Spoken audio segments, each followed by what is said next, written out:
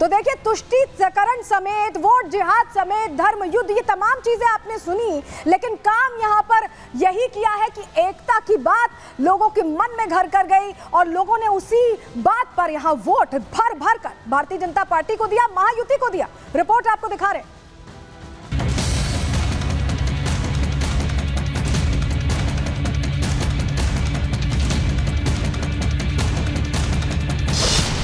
Vote जिहाद के विरुद्ध धर्म युद्ध।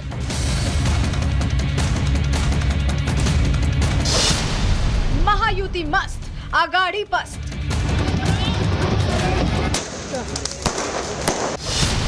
जीत बम्पर, विरोधी हुए पंचर।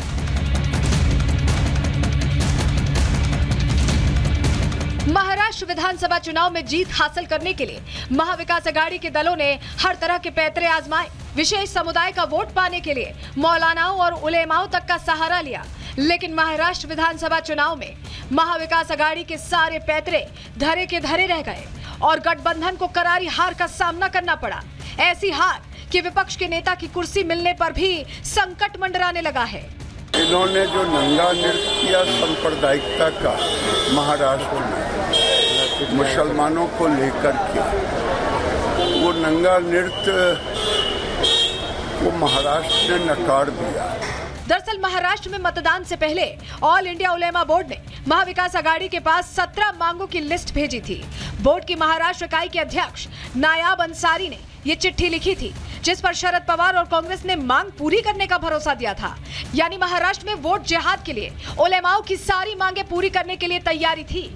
मौलाना नोमानी साहब मुस्लिमों के बीच में भाषण करते, धार्मिक भावना भड़काते हैं। मौलाना वोट जिहाद के लिए भी अपील करते हैं।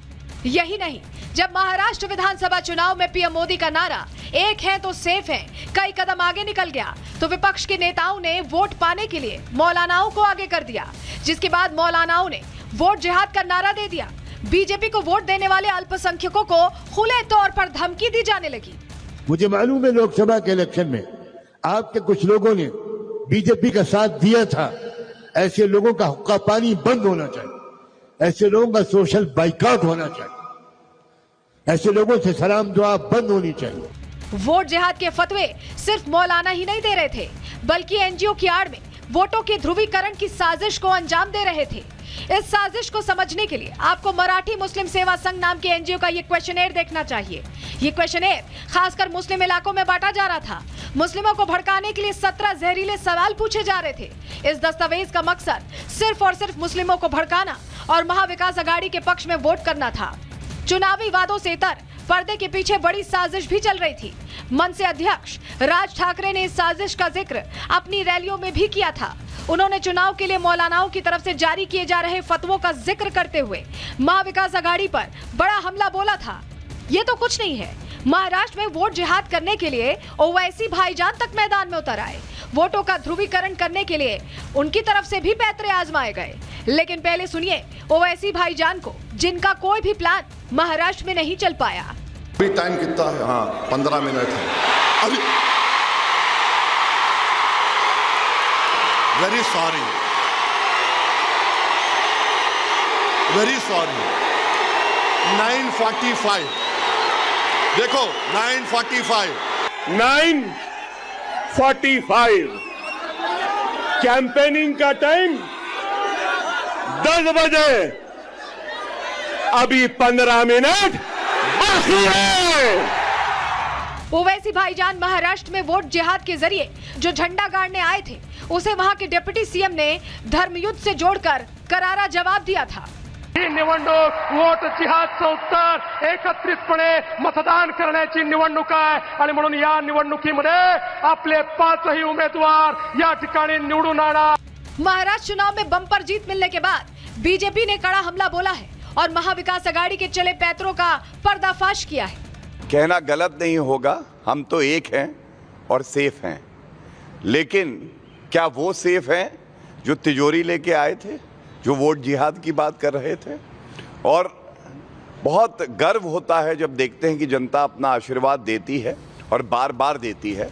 मतलब साफ है कि महाराष्ट्र में चुनाव जीतने के लिए वोट जिहाद तुष्टीकरण समेत ऐसे कई मुद्दे उठाए गए जिनसे वोटों का ध्रुवीकरण हो सके। लेकिन मोदी योगी की रणनीति और महायुति की एकजुटता के आगे महाविकास अघाड़ी की गाड़ी का टायर ऐसा फटा कि कुछ ही दूरी तक चलने के बाद गाड़ी रुक गई। Bureau report, Republic Bharat.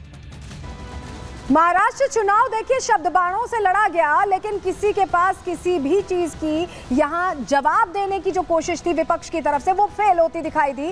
टक्कर किन मुद्दों पे हुई, किन बयानों पे हुई, आपको बता रहे। हिट क्या रहा? एक है तो सेफ है, असर दिखाई दे रहा है। फ्लॉप क्या रहा? मुस्लिम आरक्षण का जो मुद्दा महाविकास अघाड़ी की तरफ से उठाया गया वो फ्लॉप हो गया। हिट रहा बटेंगे तो कटेंगे, फ्लॉप हुआ काटेंगे। इसके अलावा धर्म युद्ध हिट हो गया, वोट जिहाद पूरी तरह से फ्लॉप होता दिखाई दिया।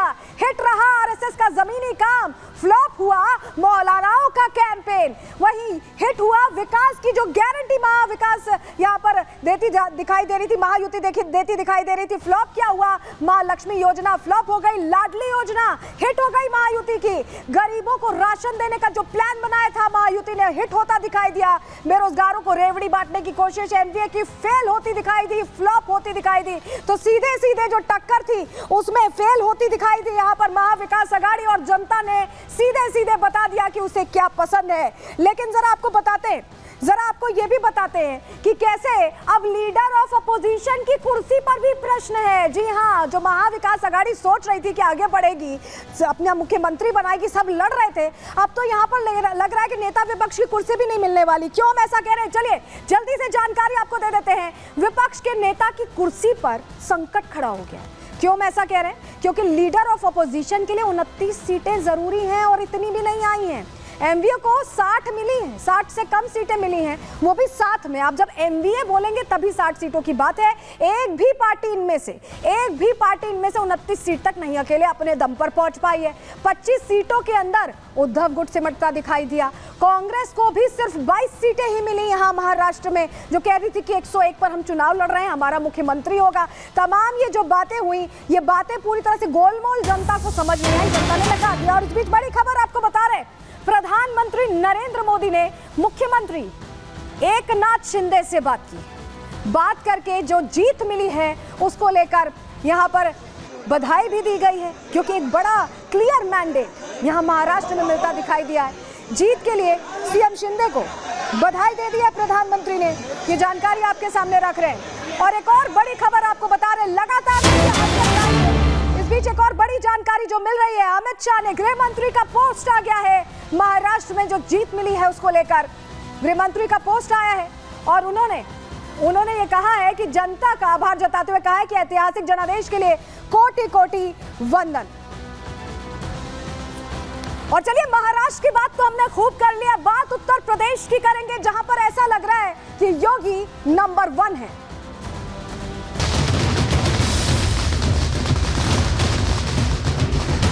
उत्तर प्रदेश की जनता का मैं अभिनंदन करता हूं, सभी मतदाता भाइयों बहनों का, जिन्होंने शांति सुरक्षा के लिए वोट दिया, डेवलपमेंट के लिए वोट दिया, उत्तर प्रदेश की बेहतरी के लिए वोट दिया। आम जनता का हृदय से आभार प्रकट करते हैं। ये सब जीत माननीय मोदी जी की गरीब कल्याण योजनाओं की है और जन जन का भरोसा भारतीय जनता पार्टी ने जीता है।